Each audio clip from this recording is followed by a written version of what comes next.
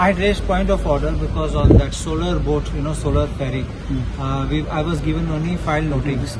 I know how to read files, and then I got a message also by saying that Sogla Dile. I said, don't bluff me, because I know what is a file. There is a noting side, there is a correspondence side. And there is a scam in that.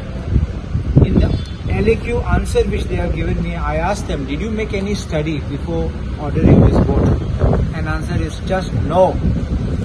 So you never made a study. You just wanted to spend the money, or you wanted to eat commission. You wanted to give that money to someone, eat some money at the back door.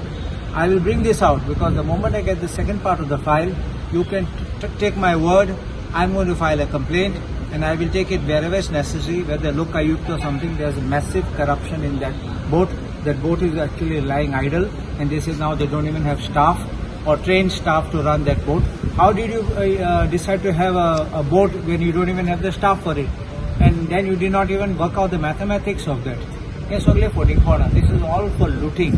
And as was rightly pointed out in the floor of the house, that Sarkar tumche dari, this become an extortion tumche dari. Okay. Yeah, another one point I would like to add.